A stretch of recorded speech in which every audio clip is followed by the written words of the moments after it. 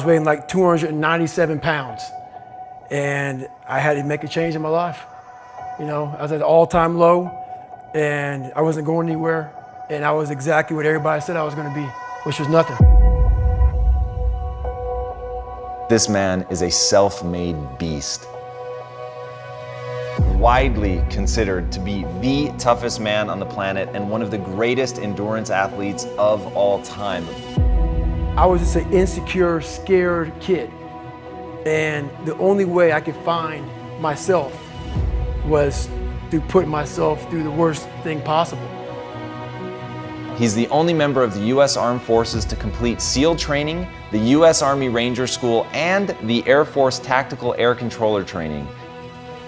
He's completed the infamous Destroyer of Men, known as Hell Week, 3 times, including 2 in a single year, and 1 that he started and finished with multiple stress fractures and a hernia.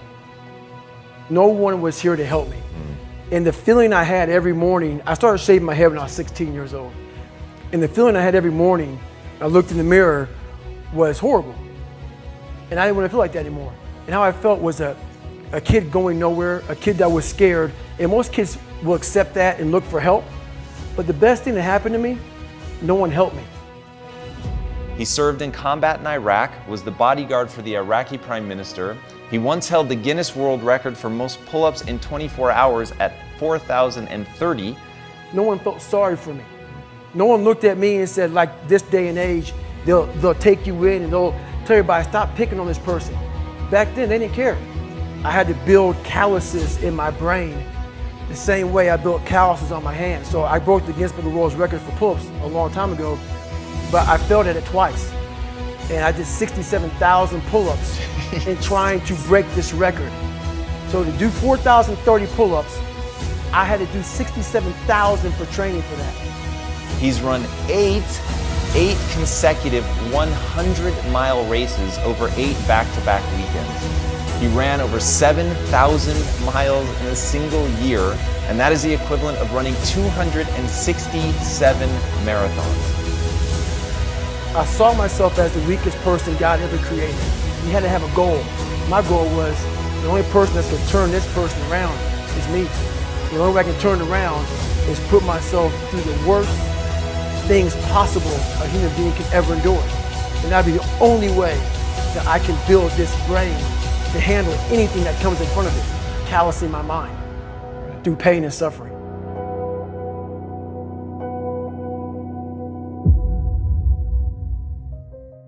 The only way you're ever going to get to the other side of this journey is you have got to suffer to grow. To grow, you must suffer. I'm afraid of my shadow. How can I overcome that? Go in the military, get your kicked, do things you hate to do, be uncomfortable every day of your life. Roger that. I'm not the smartest kid in the world. Okay. Instead of somebody saying, oh no, you're smart. No, don't say that to yourself. I said to myself, no, I'm a dumb motherfucker. Okay, roger that. How do you get smarter? Educate yourself. So the things that we run from the truth. We're running from the truth, man. So the only way I became successful was going towards the truth. As painful and as brutal as it is, it changed me. It allowed me to become, in my own right, who I am today. If you can, for the rest of your life, live inside of yourself, stop listening to people who are calling you fat, gay, transsexual. Everything that is makes no sense. All these insecure people putting their insecurities on you, you gotta flush it out. You gotta just be whoever the hell God or whatever the hell you believe in. If you believe in nothing but yourself, I don't care what it is. You gotta take everything and throw it away. You have to believe in one thing, and that is yourself. Self-talk and visualization are the 2 keys to my success. Search your soul, search your mind, search your abilities, and you'll find it. But if you're not looking for it, you won't find it. So you gotta go start your journey. And the journey starts with you finding, why the hell am I here on this planet Earth? Why am I here? And if you don't know that, you will live the rest of your life searching always asking the question, why? I use the hurt you're trying to put on me, I flip it upside down and use it. You trying to use it for kryptonite? No, it's power pillars for me. I'm using it for strength. I just flip negative into positive, that's all it is. You might be called some Jewish word or some gay word. It's okay. Let them call you that. What are you going to do now? They don't own your life. How are you going to control that now? How are you going to flip it upside down and say, Roger that, now I'm going to harness this shit and you'll read about me years from now? How? That's the question. How are you going to do that? Thicken your skin. Become more of a human being. Don't be afraid of the reflection in the mirror, because that's all you can be afraid of. Once you overcome the reflection in the mirror, you've done it. It's so easy to be great nowadays because everybody else is, most people are weak. This is a softened generation. So if you have any mental toughness, any ability, if you have any fraction of self-discipline, the ability to not want to do it but still do it. People have a hard thing understand. I hate to run. And what makes me so crazy, it doesn't anymore, is people go, well, why do you run if you hate it? What are you talking about? I don't want to take showers and eat either. I hate that too. That's life, man. It wasn't until I changed that mentality that I became somebody. I hated going to school, so guess what? I was dumb as. But if you can get through to doing things that you hate to do, on the other side is greatness. That's what people don't understand. By me running, I am callous in my mind. I'm not training for a race. I'm training for life. I'm training for the time when I get that 2 o'clock in the morning call that my mom is dead or something happens tragic in life. I don't fall apart. I'm training my mind and my body and my spirit so it's all one, so I can handle what life is going to throw at me. Because the life I've lived, it throws a whole bunch at you. And if you're not physically and mentally prepared for that, you're just going to crumble and you're good for nobody. So the accountability mirror is something that I kind of came up with in high school. Like I said, I started shaving my head when I was 16. And I got caught up in trying to impress so many people because no one liked me. So I developed so many different identities. Let me sag my pants. You know, let me pull my pants up. Let me talk this way or act this way or be this way or whatever the hell it may be. God, dog, there's so many different things I did to try to fit in with so many different groups that when you look in the mirror, that's the one person you can't lie to. So every morning I would shave my head thinking, God, I would reflect back on some of the lies I may have told somebody or some of the ways I acted that I didn't feel comfortable doing. And I did it to impress other normal people. The key word there is normal, everyday people. I was trying to make other people like me. How pathetic is that? So this mirror would always tell me, my reflection would say, God, you are a pathetic man. How does that feel every day to be this way? So I would just start having myself accountable. How did I attack today? How did I attack yesterday? And if I didn't do something I was proud of, I would write down a sticky note and I would fix it. So then my senior year in high school, it was a totally different David Goggins. What brings me joy and happiness is knowing how beautiful the mind is.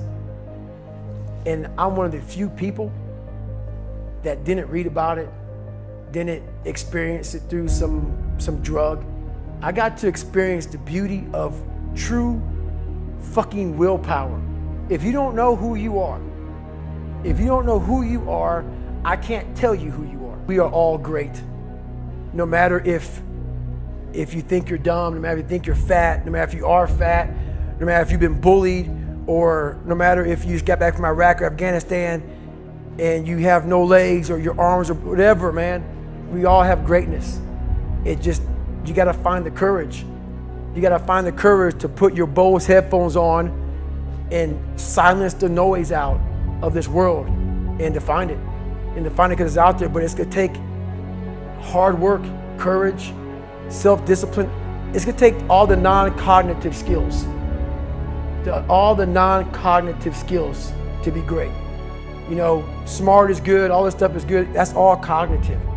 It's the non-cognitive skills that set you apart from everybody else. And that's what it's all about. Talk to me about what it takes to be on one side of a door in Iraq or anywhere, knowing on the other side of the door are people who are not afraid of you. They're ready for you to come in, and they have guns, and you still have to breach that door. That's a great question. That's a very scary situation when you are on one side of the door and your mind is racing, because on the other side of that door, it could be no one. It could be 4 guys with 4 AK-47s. That door you're about to open could be booby-trapped. So once you open it, boom, your legs are gone. So there's 1,000 things you think about when you're the first guy, second guy, third guy, getting ready to go in a room and flood it. And that's why I talk about the warrior mentality.